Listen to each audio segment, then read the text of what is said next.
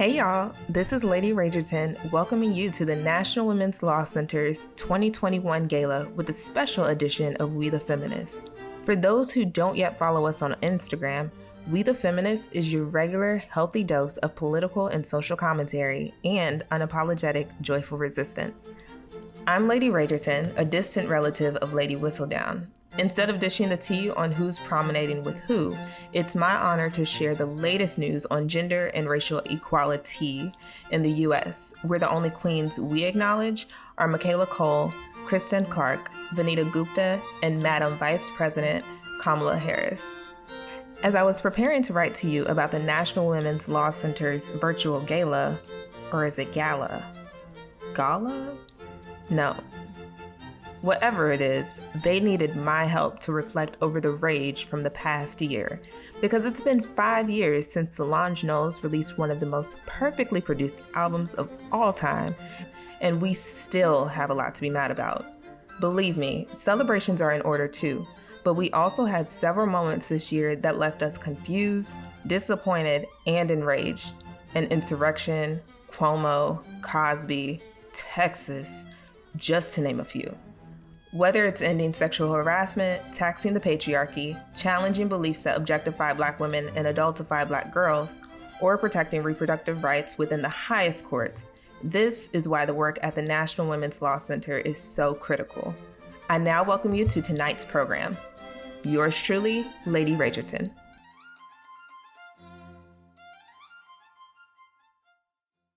Please welcome Senator Chuck Schumer. Hi, everyone. This is Senator Chuck Schumer, and I'm so excited to join you for National Women Law Center's annual gala. Thanks to your great president and CEO, Fatima Goss Graves, for inviting me to share a brief message with all of you. To all of the advocates, experts, and lawyers fighting for gender justice, driving change in the courts and public policy and in our society, thank you, thank you, thank you for the work that you do for women and girls, especially women of color, LGBTQ people, and low-income women and families. NWLC, it has been a difficult 18 months, but we've worked harder to recover from the devastating health and economic crises of COVID-19. Democrats promised bold action on COVID relief, and we delivered. We delivered on raising stimulus checks, expanding unemployment benefits, expanding the child tax credit, and helping families afford the basics: money for rental assistance, SNAP benefits for groceries, funding for mass transit, and tax credit for child care assistance. And together, I promise we will not return to the normal we had before that pandemic, but rather rebuild our country where justice, democracy, and opportunity for all people becomes a reality. That's why we're pushing so hard to pass President Biden's Build Back Better agenda, a once-in-a-generation investment in American families that will help create jobs, expand opportunities, make childcare and pre-K more affordable, and deliver on climate justice in a bold way. And we must remain fierce in our fight against income inequality across society, which is why I've continuously called on President Biden to cancel student debt, up to $50,000 per person. After all, the burden of student debt falls disproportionately on women and Black and brown borrowers. As we all know too well, we are currently seeing unprecedented and unconscionable Republican attacks on reproductive rights throughout the country. We cannot let these attacks stand, and we will not let them stand. Congress must assert its role to protect the constitutional right to abortion. Every day I serve as Majority Leader, I promise I will stand in your corner. So thank NWLC for your tireless work. Stay safe and have a great night. Thank you, Senator Schumer, and our very own Lady Ragerton. And welcome all of you to our program this evening, which will be honest, insightful, and hopefully a little fun. I so wish we were gathered together in person again, but I am still heartened to see so many of you in this Zoom room tonight. And I'll be back with you in a little bit. But first, it is my distinct pleasure to welcome our board chair, the inimitable Jane Sherburne.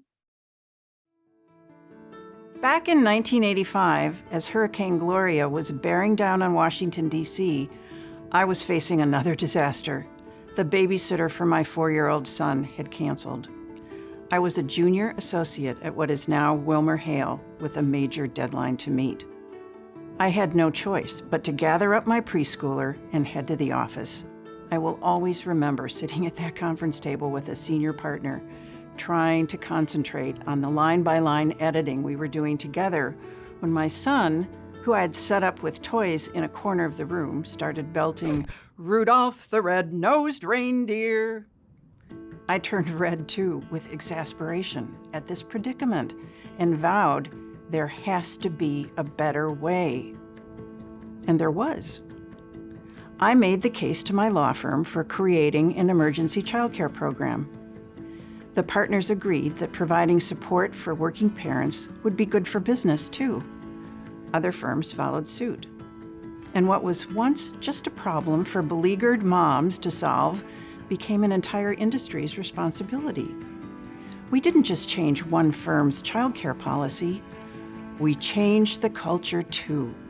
Because that's what finding a better way means, transforming the vision, not just of what is possible, but what is expected.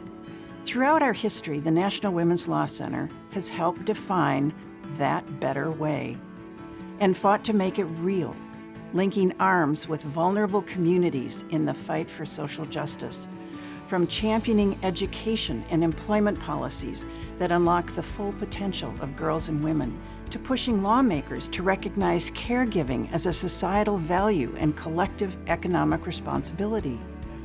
We work in solidarity with the women on the front lines. Sometimes change comes through litigation and legislation, but our power is so much greater. It's the voices we're rallying, the awareness we're driving, the movements we're supporting and building. We're doing more than changing policy and law. We're changing the conversation and the culture. Changes that live not just on the books, but in people's hearts and minds. The Law Center's phenomenal staff and board make it possible, but success depends on you. Thank you. Thank you for showing up. Thank you for speaking out. Thank you for using your time, talent, and resources to make gender justice real. Thank you for supporting the Law Center's work by providing pro bono assistance, opening up your networks, mobilizing your workplaces, co-signing letters that turn heads in Congress, and so much more. Thank you, and please keep it up. Keep going. We need you now more than ever, because you are the determined path breakers, the change makers, the culture shapers who will make the promise of tomorrow better than today. Together, all of us will make it so.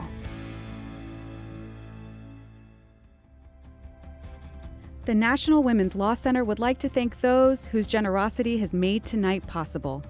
To the Leadership Circle for Gender Justice sponsors, Cravath, Swain, and more, Davis, Polk, and Wardwell, Google,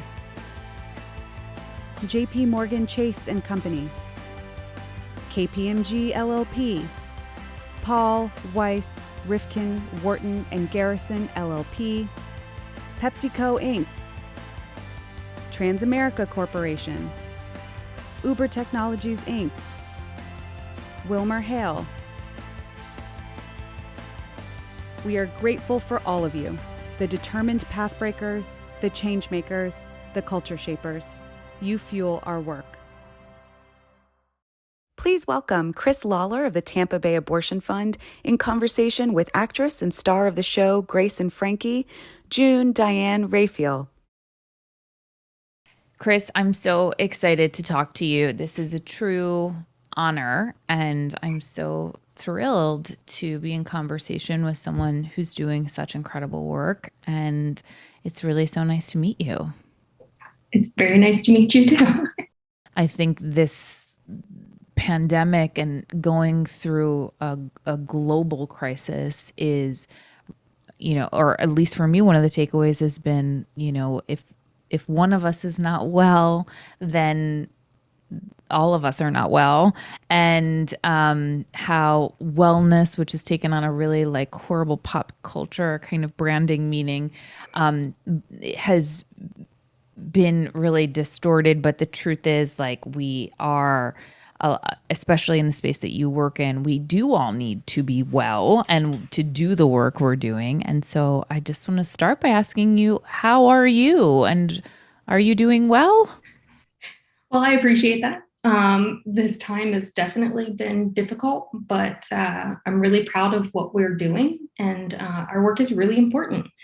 The people that we talk to every day who just need help with this fundamental part of their care keep me and all of our volunteers going and continuing this work.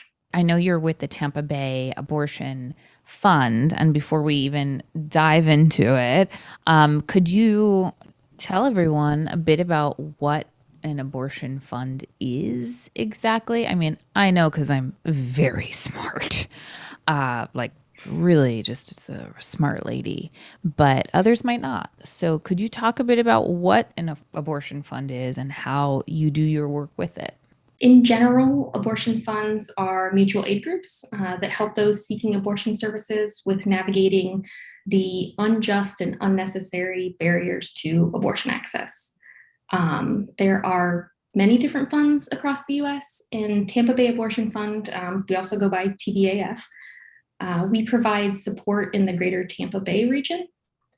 We provide financial, practical, logistical support for people seeking abortion, ranging from helping to pay for their abortion, getting them set up with a hotel if they're coming from out of town, finding or paying for childcare, and even reaching out to our practical support team for rides to their appointment. Anything that makes abortion more accessible.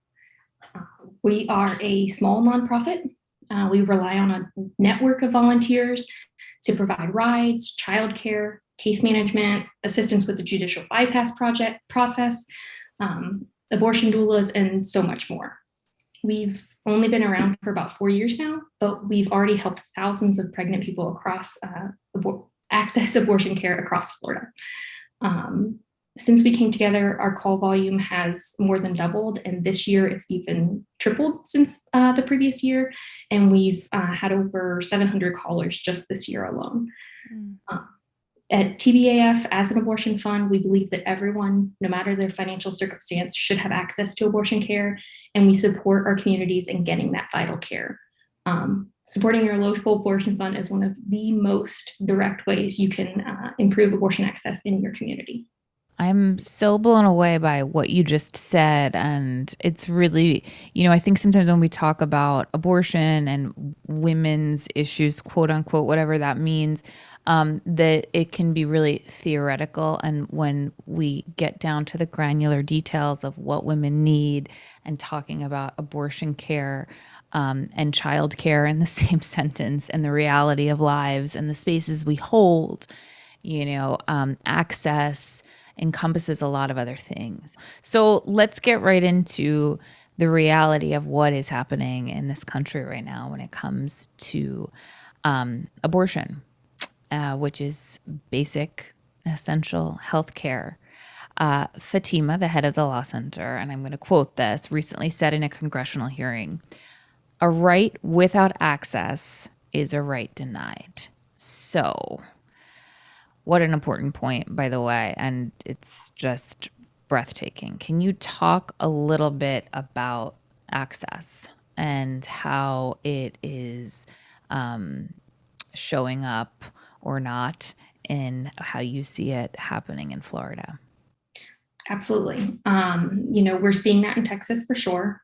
The anti-abortion lawmakers have eliminated people's right to get an abortion, even though technically there is still a constitutional right to abortion. But even beyond that extreme example in Texas, that's so true in many other parts of this country as well. Abortion might be legal, but it's also expensive, not readily available, or accessible to everyone who needs and wants one. People are living that every single day here in Florida. And in Florida, a person who's decided to have an abortion faces many barriers, including receiving biased counseling designed to talk them out of their decision. They're forced to undergo an ultrasound. And insurance plans are prohibited from covering abortion, so people have to pay out of pocket. Also, in Florida, if a pregnant person is under 18 and seeking abortion, they must they must have, or they must get parental consent or go through a process in the courts called judicial bypass. These restrictions keep people from being able to get the abortion care they need, even without an actual ban on abortion. Of course, some of our politicians aren't content with putting abortion just out of reach. They also want to ban it entirely. In Florida, we've already seen a copycat bill, a copycat of Texas SB 8 bill introduced, and we're seeing many Florida legislators gear up to ban abortion one way or another. This goes directly against the fact that the majority of Floridians and the majority of Americans do not want abortion bans. These bans, no matter the type of abortion ban or the justification for the ban, disproportionately affect people of color and people with low incomes the most. Those with means will always have access. And we need to keep the focus on those that are harmed most and center them in our work and in our advocacy. So, in keeping in line with that, centering the people who need abortions the most and who are harmed the most by lack of access, let's talk a little bit more about the people who obtain abortions. Abortion's about taking care of ourselves, right? Our communities, our futures, the people we love. And one thing I love is the Law Center is doing just that and centering that conversation with their Abortion Actually campaign, which centers abortion around freedom, justice, and love and healing. Absolutely. Through our intake line, we speak with people who are facing some type of barrier to abortion access. All of our callers are reaching out for assistance because they want or need an abortion, but something is standing in their way. Through our intake process, we don't ask why. We don't ask why they're wanting an abortion, but we often hear from callers that because of stigma or the fear of stigma, often we're the first person that they've told about their choice to have an abortion. The majority of callers that we talk to are already parents.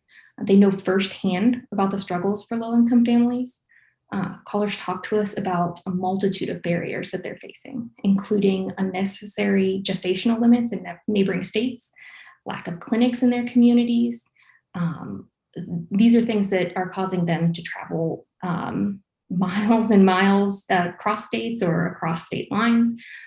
They also talk to us about things like recent job loss or not being paid a living wage, even lack of family support, or needing to go through the judicial bypass process. Our callers have told us how thankful they are for the practical support and the financial assistance that they've received, and how this support helped ensure that they were able to get those services that they needed. That's incredible. And obviously, there are many elected officials who are making your job and your work quite difficult, to say the very least.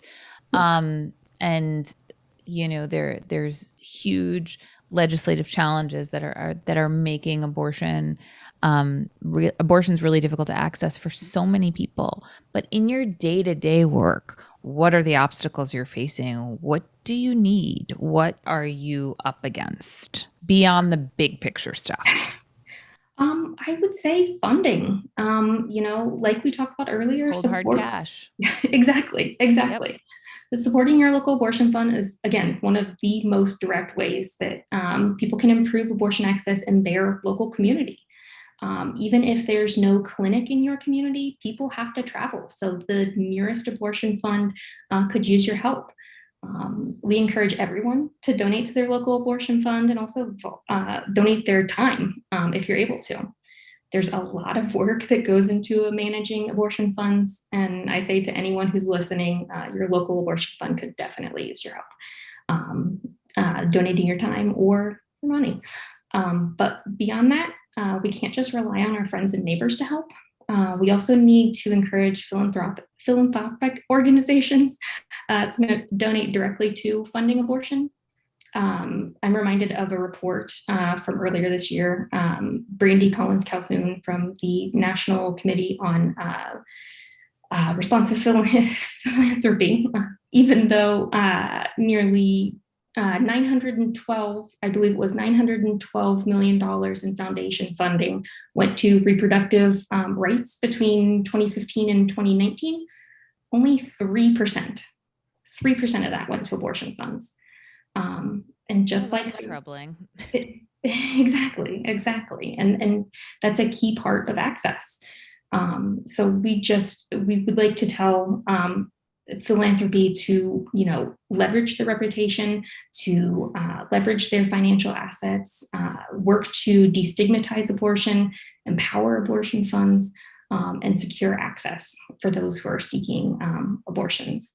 We're fighting accessibility, and I am so thrilled to learn more about local abortion funds and just how much they do and how granular and the work is and how boots on the ground it all is in terms of getting a person who needs an abortion to that abortion provider. And I really appreciate all of the work you're doing, and I am excited to look up where my local abortion fund is, because I will be totally honest, I don't know. And that's my own personal call to action right now. But what, Chris, do you want people to know who are watching this? What kind of final thoughts can you leave us with? So I know that a lot of people were fired up after the passing of Ruth Bader Ginsburg, including our organization. That's when we came together and started making movement. But things are even more dire now. And abortion opponents think that their time has come, and they are seizing the opportunity presented to them by the change in the Supreme Court. And we can't afford to not pay attention. There are many ways, just to kind of put a little pin in it, but there are many ways that people can help. Obviously, donating to your local abortion fund, keeping up to date on what's happening in reproductive justice and abortion justice through organizations like the National Women's Law Center, destigmatizing abortion by saying the word abortion and talking to your friends and family about why access is important, and calling your elected officials, telling them that you and those in your community want abortion to be accessible and do not want abortion bans. Thank you so much, Chris. I'm really thinking as you were talking about all of that and saying that, yes, I am so grateful for the abortions my friends have had over the last, I want to say 20 years, and how life-changing and important and sometimes life-saving they've been. And I am so grateful for your work and dedication, and we owe you and everyone on the front line of this fight a huge debt of gratitude, because if we, do not have the right to an access, access to abortions, we truly do not have agency over our own bodies. So thank you so much, Chris, for all of the work you do. Thank you, and thank you for your time today. Thanks, Jim. Please welcome back to the program the president and CEO of the National Women's Law Center, Fatima Goss Graves. I recently saw the new film about civil rights activist Pauli Murray. And I've been thinking a lot about Murray's strength of spirit and the way that Murray always dreamed ahead. Years before students began staging lunch counter sit-ins in the South, Pauli Murray was taking on segregated spaces here in Washington. In years before Brown v. Board rendered segregation of schools unconstitutional, Pauli, while a student at Howard, made the case against separate but equal. In years before Ruth Bader Ginsburg made history establishing that our Constitution protects against gender discrimination, Murray was drawing groundbreaking legal parallels between the movements for racial and gender equity, a debt Justice Ginsburg acknowledged by symbolically adding Murray as an author on her landmark Supreme Court brief. Pauli Murray fought those battles uphill, persevering, often in the face of loss. Murray saw what others could not yet see, and that vision fueled unbreakable resolve. Murray believed that justice would prevail. And in so many cases, it has. As Murray observed in later years, in not a single one of these little campaigns was I victorious. But I have lived to see the thesis upon which I was operating vindicated. I've lived to see my lost causes profound. We meet in a year already marked by extremes of hope and heartbreak. On the one hand, we've celebrated the inauguration of the first woman and the first Black and South Asian person as vice president. We've seen the rollback of many of the last administration's outrageous policies. And yet, the year began with an insurrection at the Capitol.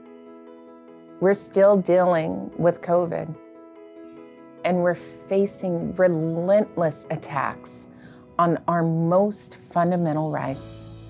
Attacks that are related because they are designed to chip away at our justice, our freedom, and our autonomy. From severe voting restrictions across multiple states, the most in recent memory, to the horrifying assaults on abortion access that are being waged in Texas and beyond. The Law Center turns 49 next month, and Roe does the same in January. To see it under siege all these years later is staggering, which is one more reminder of why the National Women's Law Center is so important. Our staff, our board, and supporters like you are determined to push forward. We refuse to be dragged back. We center those who are closest to the pain to take on the structures of power. We show up with everything we've got, every time, as many times as it takes, because we know the stakes are so high for the women and families whose lives are affected. We've gone to court to defend the rights of students of color and the dignity of LGBTQ patients. We've led the way on the fight for equal pay, for women in every field, for women athletes on the field, for women of all stages and ages. We've championed tax benefits that would cut child poverty almost in half, so women and their families can live with economic dignity.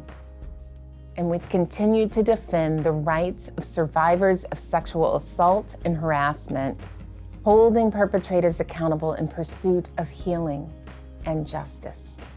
As the granddaughter of domestic workers, I am especially proud to say that we have pushed lawmakers to prioritize the care economy in the way it deserves.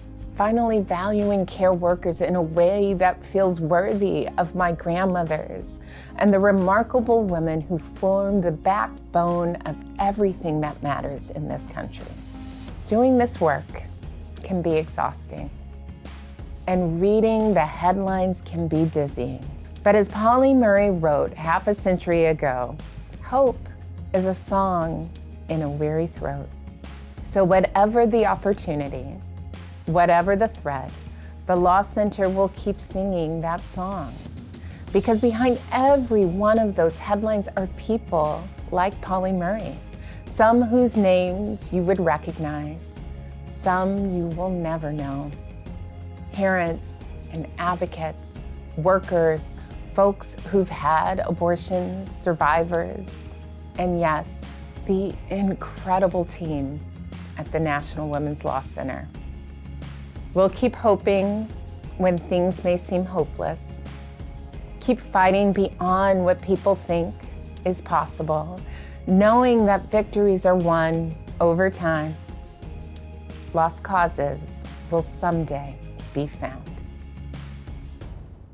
Up next, author and host of Top Chef, Padma Lakshmi, in conversation with hospitality worker V. Tucker. Hi, V. How you doing? Hi, Padma. Nice to see you and nice to meet you. Nice to meet you too. And I'm really honored to be talking to you today and hearing all about your journey. I want to first start big and ask you, what are you hoping for and what are you hoping to change by sharing your incredible story? Well, I'm hoping we can help change the industry. By changing the industry, I think that everyone will have a fairer shot at being able to survive this terrible thing that we've gone through in terms of the pandemic and the lack of work because of that. So I'm seriously looking forward to people in the industry, those who are at the top of it, recognizing the need for change.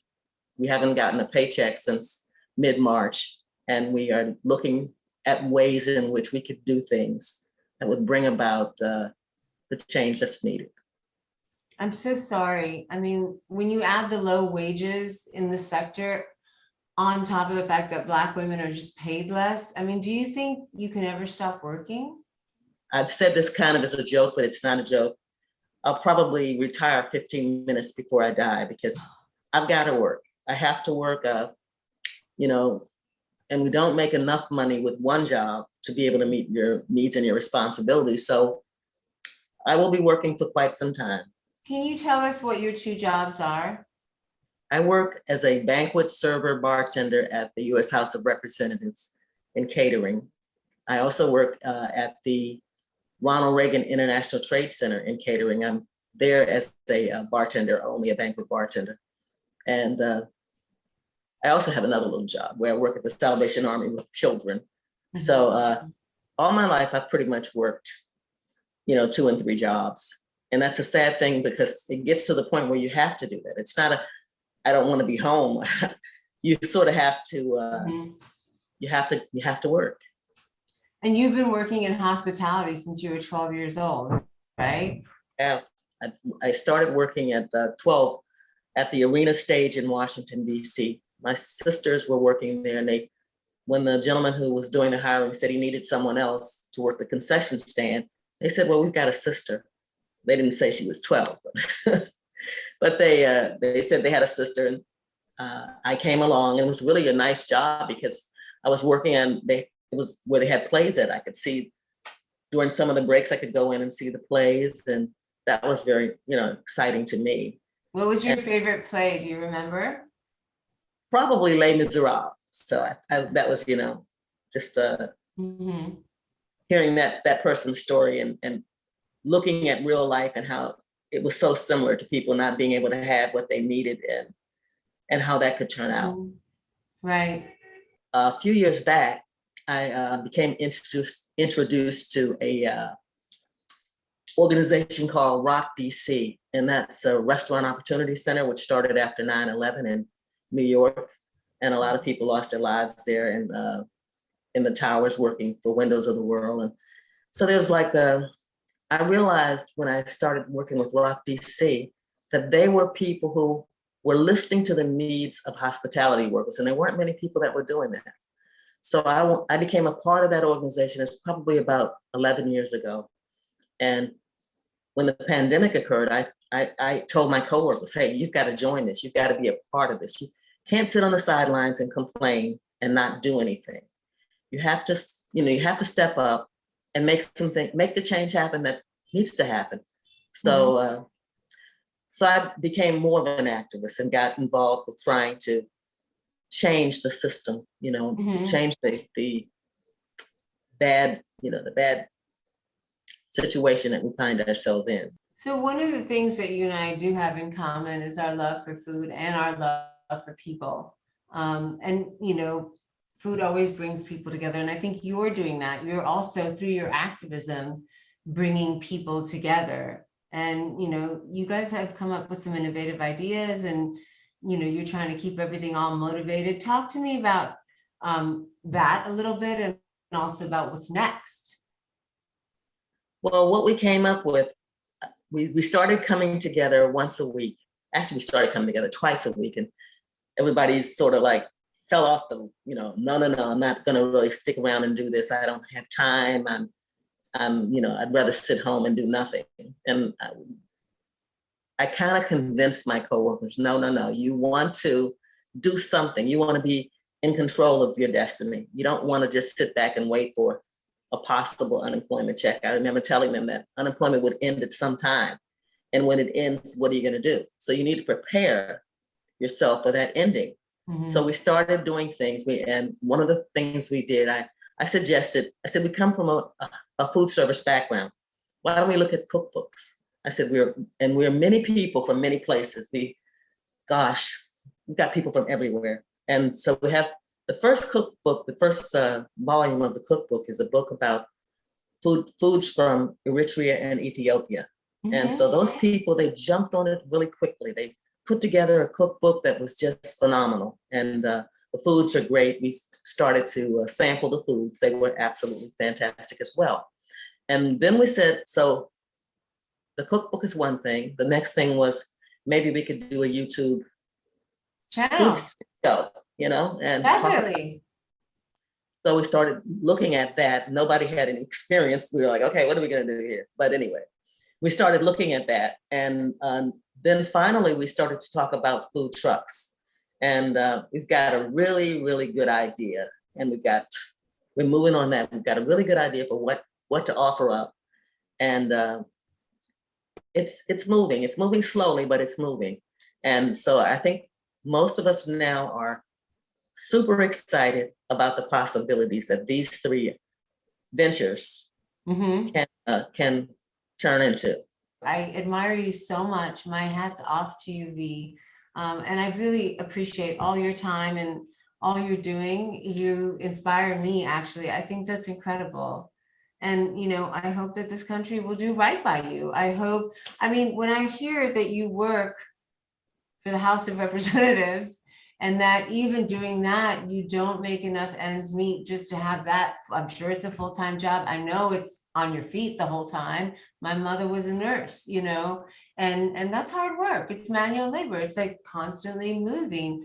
And that should be plenty to provide a living for you, especially working at our Capitol. I'm so sorry about that. You know, that can't be right.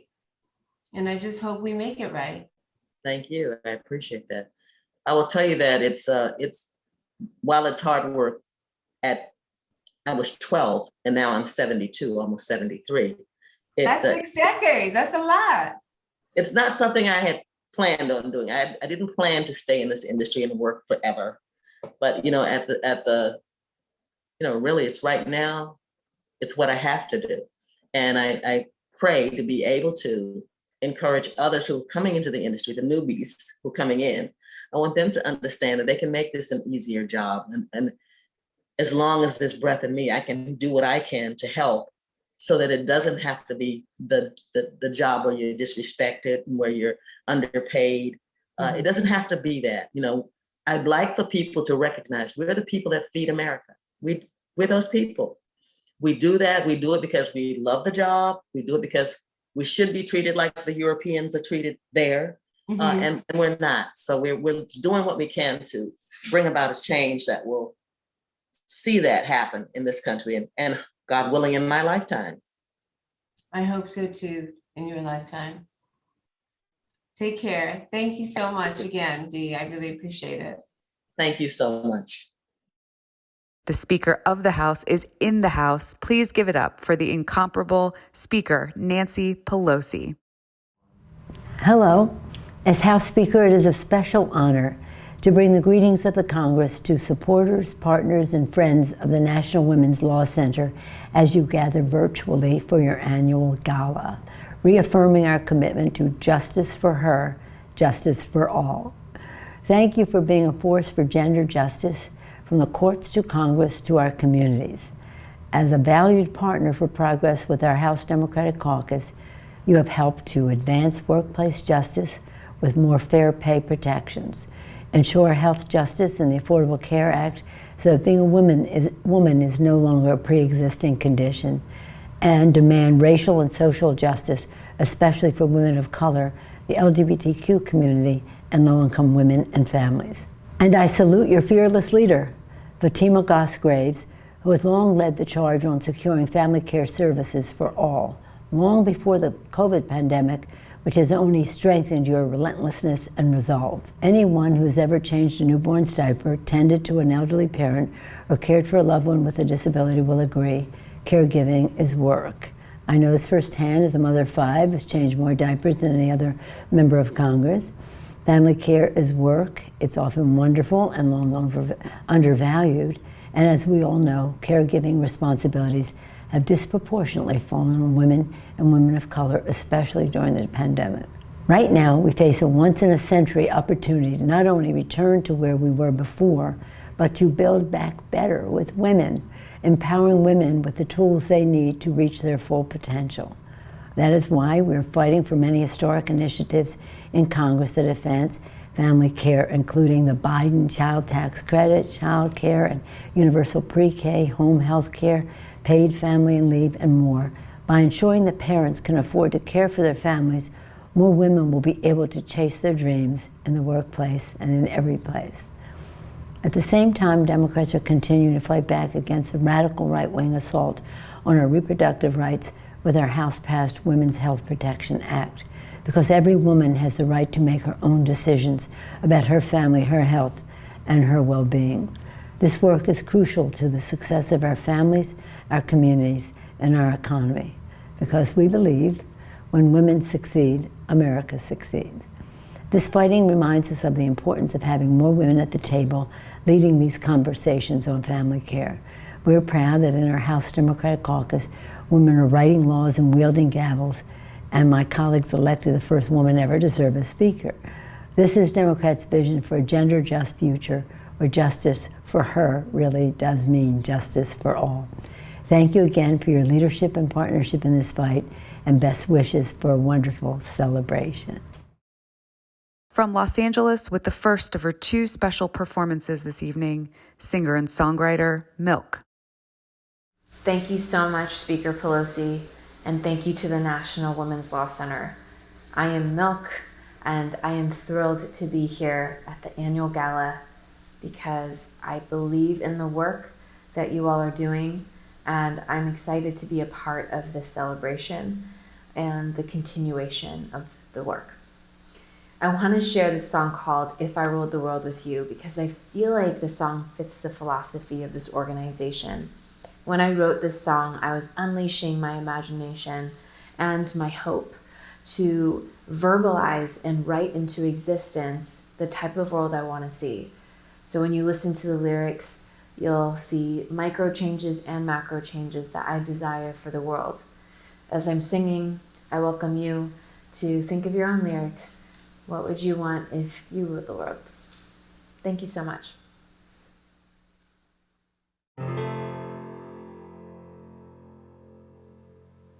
If I ruled the world, if I ruled the world, ruled the world, ruled the world, I'd give the power to the people. Everybody would be equal. Fight Club would have a sequel, and my rent would be much cheaper. Jenny wouldn't hate her figure when she's small or when she's bigger. She'd be kissing on the mirror, and the Wi-Fi would be quicker. Everybody would recycle, fewer cars and more bicycles. No more fighting for survival. You would hear this song on vinyl. If I ruled the world, if I ruled the world, ruled the world, ruled the world, you'd see a doctor if you're sick. Mary, don't you worry about it, 'cause there'd be no crazy bill, no more $1,000 pills, and age would be a source of pride. You've got beautiful laugh lines, 9 to 5 include your nap time, and there'd be TED Talks at halftime. All the sexist, racist bandits would be sent off for rehab, and instead of feeding fear, we'd be feeding half the planet, damn it. If I ruled the world, if I ruled the world, ruled the world, ruled the world, if I ruled the world, if I ruled the world, ruled the world, ruled the world, if I ruled, it would be less about me, more about you, more about you.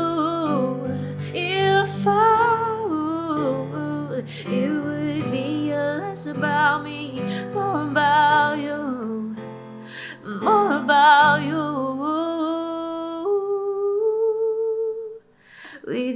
kind to refugees, plant more trees in inner cities. We bus kids to see the ocean, some kids never see the ocean. I'd make news more beneficial, I'd make every driver signal. Only love is my objective, only love is my perspective. I'd keep music in the schools and hear every point of view. If I ruled, it would be less about me, more about you.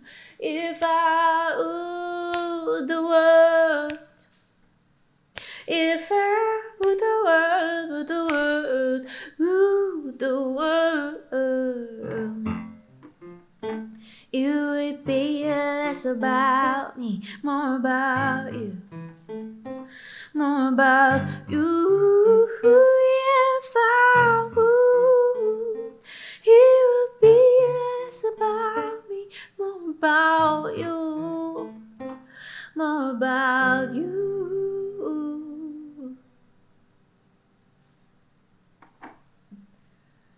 Thank you so much. Star of the hit show Run the World on Stars, Amber Stevens-West joins us now in conversation with Michelle Hall Davis, President and CEO of Sweet Potato Kids in Baltimore. Well, hi, Michelle. How are you? I'm well. How are you, Amber?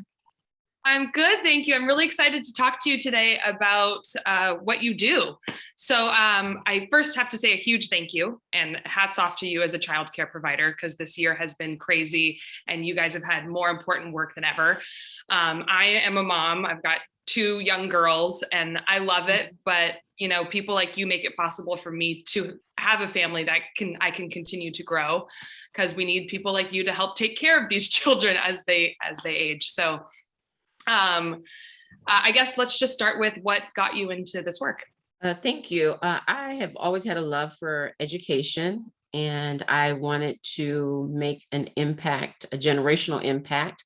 And I wanted to close achievement and opportunity gaps for scholars that have either been, they're underrepresented or underfunded or overlooked. And as a mom of 2 sons, it was really important for me to make sure that we were cultivating excellence, educational excellence in generations to come, because education is key. With education comes opportunity, with opportunity comes achievements. And I just really wanted to be on the forefront and really, really dig in, if you will, and cultivate these scholars so that the next generation benefits and the generation after that benefits. That's amazing. That's so important. So I can only imagine that this last year, this pandemic has been chaotic and an interesting shift for you. You are the president and CEO of Sweet Potato Kids in Baltimore. So you have been the closest to the pain of running a center during this pandemic. So can you talk a little bit about what that's been like for you? Sure. Back in March of 2020, when schools abruptly quit due to COVID-19, everything stopped. And so not only do we have our main location, but we also are located within 4 other Baltimore County public schools. And so with the closures of those schools, that meant those 4 sites closed as well. So there were employees that we had to furlough. And then it also meant that at my current location that we would be under capacity. We actually remained open. We were deemed an essential site, which meant that we would provide services for families of essential employees. And so while it was great, it was, if I'm honest, it was scary, because the number one goal obviously was to keep our scholars safe, keep our families safe, our staff safe, but also continue to provide a nurturing and safe environment for our scholars because they had a lot of questions and it was scary. And then obviously for our early learners, we call them YAMs, Young Adventurous Minds, and our sweet peas, 2s and 3 and 4 and 5-year-old. While they knew things were different because they sense when things are different, their lifestyle, I would say, didn't change as much in terms of their perception. Obviously, the funding was an issue, and with essential personnel at that time, we weren't, if you were an essential site, then tuition, because we're fee-based, but we also accept purchase of care scholarships for families that need assistance. And so that all stopped for the moment. But as a small business owner, for a moment can be critical. And again, we were very, very upfront with the staff when things became critical, like, hey, we're going to try to keep these doors open, but we need the funding to do that. And I have an amazing staff that just did not miss a beat. They didn't blink because we love what we're called to do, right? And so they hung in there with me. That's amazing. Well, do you have any great memories that you want to share? Any special students or anything that, stands out to you? Wow, we have and I'm going to try to do this without shedding a tear. There's so many great stories, great success stories, whether it's been with our employees, we call them SBK crew, because every single one that have worked with us in high school went on to college. But I would say the one student that really sticks out in my mind is a young boy. He came to us in elementary school. He's a single mom of 3 boys, but this mom was fierce. She was an advocate. She had a great a village. We were a part of that village. And one of her sons was just very angry, and he had good reasons to be angry. And so we would just constantly tell him that we're not going to give up on you. We believe in you, we support you, but we also hold you accountable, right? Because the world will hold you accountable, but you can do it with love and compassion. So a few months ago, he sent me an invite to his high school graduation. And and he is a freshman, but technically a sophomore because he's entering college, University of Maryland, Eastern Shore. He's entering college with college credits. So he's a first semester sophomore. So when I see this family, it's incredible. It really is incredible when you see the product of good work, and when you see that the village worked together and just lifted this single mom up and provided resources and found resources when we didn't have them, and just to speak life into this young boy. I mean, it's amazing. It's my why. That's amazing. That's incredible. It really is important to remember how important a village is. And with Sweet Potato Kids, it sounds like you create a village for people who may not necessarily have one for their kids. Because I know for me, I depend very hard on my village. Yes. And my kids are so little, but I know that I'm going to need to lean on them more and more. And I know that my own success is because I had not only just my parents, but my own village that raised me up. So God bless you for what you're doing. It's amazing. So is there one thing as a caregiver that you would want people to understand about your work that they might not already understand? I really would like the world to know and to respect the field of education, not just from the early learning side, but in totality, because if nothing, that this pandemic, if it has shown us nothing, it should show us that everything starts with education, right? And everything starts in early education, and that we are early educators, we are the backbone. We are essential for everything that's moving, supply chain management, you name it. it starts with education, right? And that's being essential, and be treated with great respect and dignity, and compassion, because it's a tireless job. It's a phenomenal career.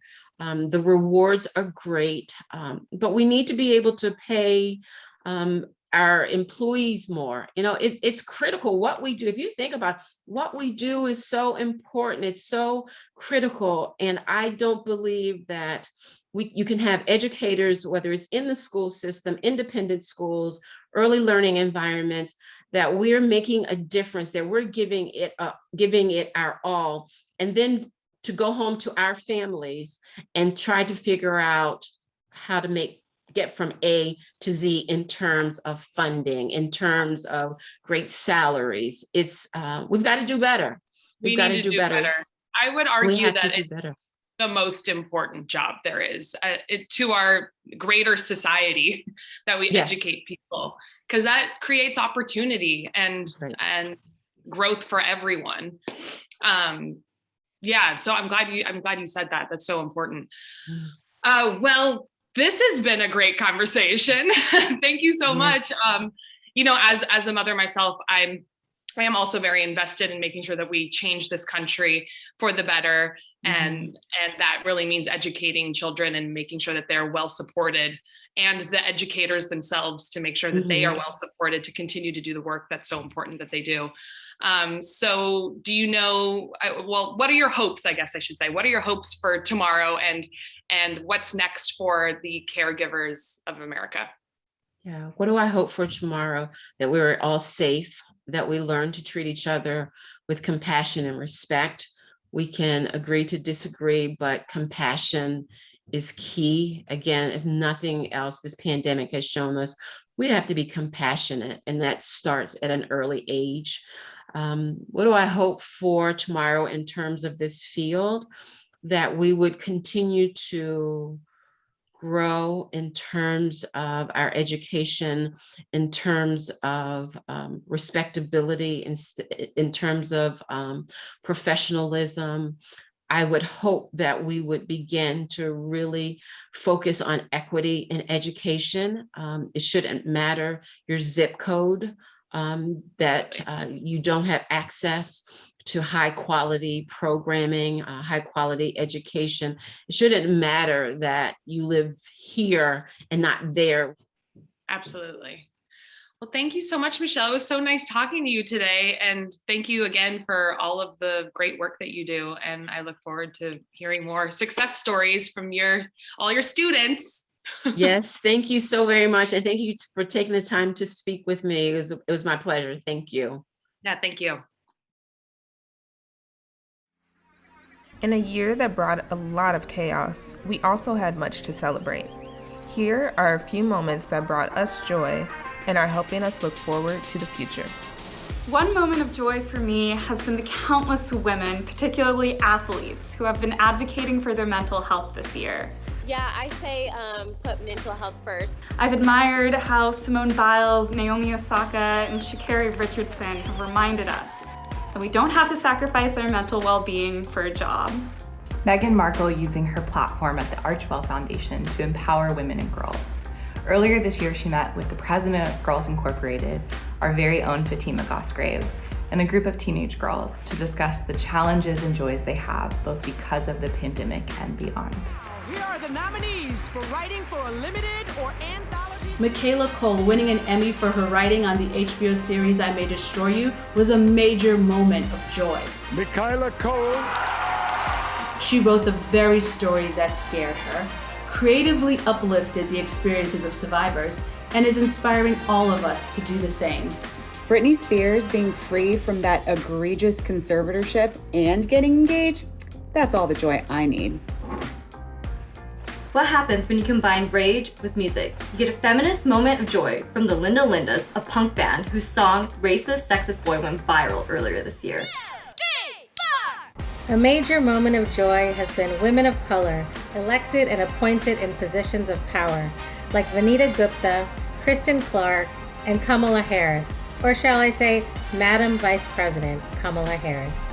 And in January, We launched 100 Days, 100 Wins to track decisive actions by the Biden-Harris administration to advance gender justice. We celebrated many victories, and we know there is still more work to do. Here now, student activist Owane Sawane in conversation with lawyer and New York Times bestselling author of A Beautiful Country, Qian Julie Wang. So, Owane, I'm so excited to talk to you this evening and to be here with the National Women's Law Center. You are, of course, a Brick by Brick Fellow with the Law Center and also just an awesome activist. Tell us about what you're up to now. I am doing a lot of less active advocacy work. I'm running a club in my school with the Brick by Brick curriculum, and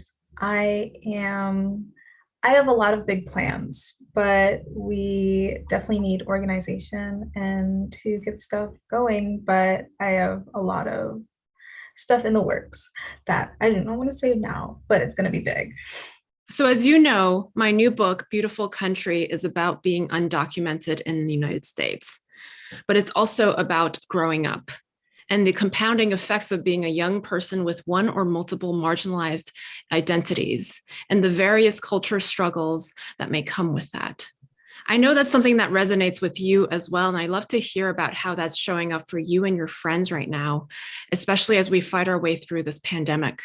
What are some everyday obstacles that you face that people might not know about? Going to a predominantly white school, there's a lot of discrimination and microaggression, especially with what a lot of Black students, especially Black AFAB individuals, are trying to do in our school and position in our schools. Like, we just got a BSU, a Black Student Union, and I helped with that a little bit, and it was incredibly hard there, and especially compared to other clubs that were put in place and how easy it was for them. When I had to do my club, it was also incredibly hard because there was a lot of, and I'm not saying that it's not supposed to be hard, but I'm saying there was a lot of paperwork. There were a lot of people I had to go to. There were a lot of conversations that I had that I didn't need to have. I was often put out of my comfort zone for no reason at all. Often questioned about if I can do this, or the ethicalness, I guess, of the club and why we needed it to be there. But honestly, it's just so much work and stress that Black students, and especially Black queer students, or Black poor students, or Black students who don't live in the area, because I am a transfer student. Actually, I transferred to that school, and so that school is out of my area, and I keep getting reminded about that a lot. These kids who live in the neighborhood 8 minutes away in the big rich houses, they have a lot more resources, they have a lot more clubs they can go to, a lot more spaces, and they take up so much more space. I'm so sorry that you had to deal with that, but at the same time, I'm just so proud and happy to see you charge forward and see that all of the hardships have not dissuaded you from continuing to push forward. And one question I have for you is, what would you tell other students who might be like you, facing some of these very difficult barriers? And likewise, what would you tell either adults in the school systems or other students who are not necessarily privy to all the hardship that you have encountered? I think what I would tell students is to, not to be rude, but shut up and listen. For once, just sit and listen, because it's not really your place to sit. And especially if you know that you're more privileged, or you're like, oh, I'm so sorry that you had to go through that, but I've never had to go through that. And I'm like, I know that you've never had to go through that. But other things I would also say, like, especially for people like me, I would say that no matter what, you have rights. And no matter what happens, always know your rights, and always know that most likely, like 9 times out of 10, anything that you are trying to do or implicate in your school system should be there. And if you yourself feel like it should be there, then I'm pretty sure that other kids do too. I would always say, like, get a group of you, and also like, we work better in numbers, and to get a group of you, and also to find as many resources as possible. And I know that's really, like, weird to say after saying that there aren't a lot of resources for us, but I'm saying, like, do your research basically, and, like, no matter what you do, don't back down, and, like, make sure you have, like, a study plan. I love that. Really wise advice. So, as you know, I'm a lawyer, and one of my priorities is educational justice. And for me, that means improving access to public resources, pushing forward equality, and building empathy, with the understanding that the existing structures in our country may not necessarily be supportive of certain people of certain demographics. What does justice look like for you? Justice for me, and it's very hard to picture it actually, because I've got asked this question a lot, like, what would the ideal school system look like, or what would you want to see? And it's like, I've been fighting for so long that it's like, oh no, what would I want to see? Like, what would the ideal system be like? I think I have a little bit of an idea now. I know definitely justice would be getting the resources and the supplies, the education, the quality education that students deserve, especially students of color or queer students. I think, and I do have a story. There's a African American history course in my school, and a lot of people were like, oh my goodness, this is great. This is a big step forward, until it wasn't. The history course isn't counted as a history on your credits. And for a lot of students, they were like, so is our history not counted as history? And again, like, the justice there would be fighting for our history should be counted as a history credit, because it is our history. You know what I mean?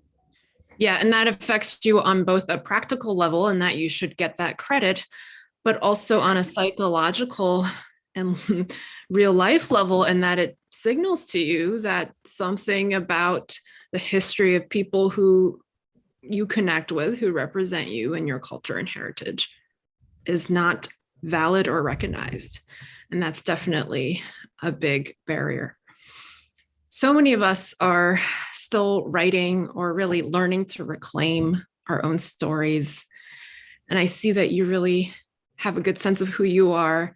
And I know you have so many beautiful chapters ahead too in your future. What do you think your story looks like a few years down the road? And what should the title of your memoir be? A lot more advocacy work, I found that I really do love teaching. And I do think about finding time to teach people like me, finding time to make resources or get resources out to communities, to, like, cultivate spaces for kids that need them. like neurodivergent children, for queer children, for Black children, for everybody in between, like the intersectionalities between that and two. And what my memoir would be. I think I have thought about this a lot, and I think it would be called Pork and Bean Projects. Pork and Bean Projects is actually a Liberty Square in Miami, and that's where my mom was from. And the memoir would be basically about how she grew up from a lower class to the working middle class, and having that, like, I would say, like, the good life, and how like that comes over to me being a middle class Black person, and then growing up around like white people. I love that. I can't wait to read your book. I'm just so excited. I have to say, I wish that I had the strength, the clarity, and the wisdom at your age that you now embody. You are just so inspiring to watch and to listen to. Awane, thank you so much for chatting with me and for shining such important light on the work that you're doing, and students like you who deserve so much more investment and attention. I am just so inspired by you. I can't wait to see what you do with your career and your life. You are going to be a change maker. So I thank you for taking the time to chat with me. Thank you so much. I love talking to you too. Thank you. Back with her final performance of the evening, MILCK. Wow, what an incredible program. I have been thrilled to be a part of this, and now I get to close you all out. I wanted to close this program with a song that means so much to me. The title is called I Belong, and I wrote this song as a woman and as an Asian American woman, as the increase of AAPI hate was just all over the media and in our communities, and it was a scary time. I channeled all my energies into creating this song with some fellow Asian American females to really transmute the fear and the pain into something hopeful. And so I hope that hope will transmit to you as I sing the song. And as I'm singing the song, I hope that you know that we all belong and we belong to each other. And like what this program has reminded us, this country also belongs to us. Better yet, the opportunity to make an impact with love and compassion also belongs to us too. Thank you so much for having me, and I hope you enjoy my performance of I Belong.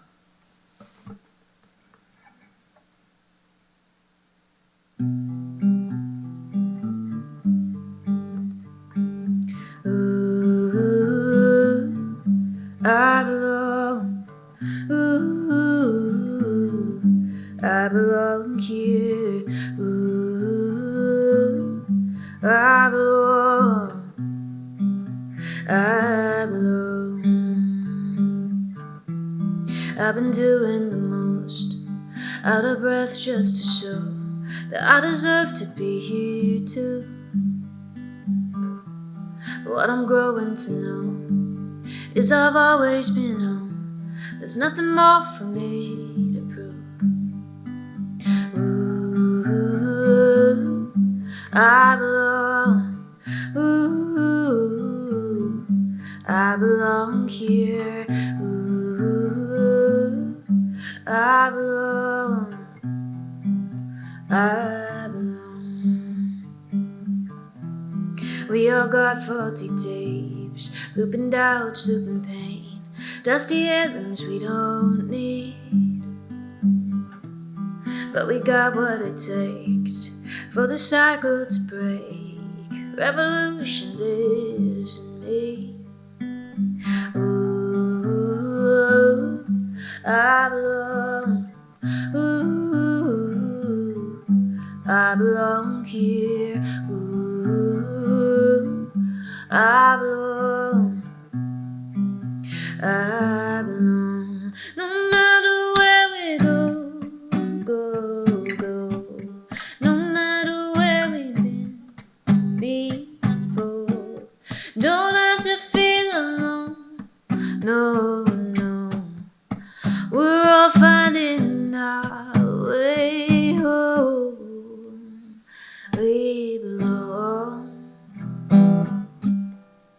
We belong to each other.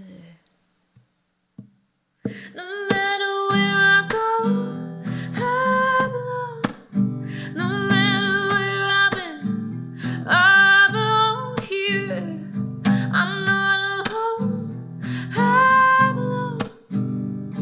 I'm home, I belong. Ooh, we belong to each other. Ooh, we belong, we belong. Thank you so much for having me, and have a beautiful day. That's all for this special edition of We the Feminists. If you liked what you saw, make sure you're following the National Women's Law Center on Instagram to watch future episodes. Thanks for joining us for NWLC's 2021 Gala and for your support, not only tonight, but in the fights ahead.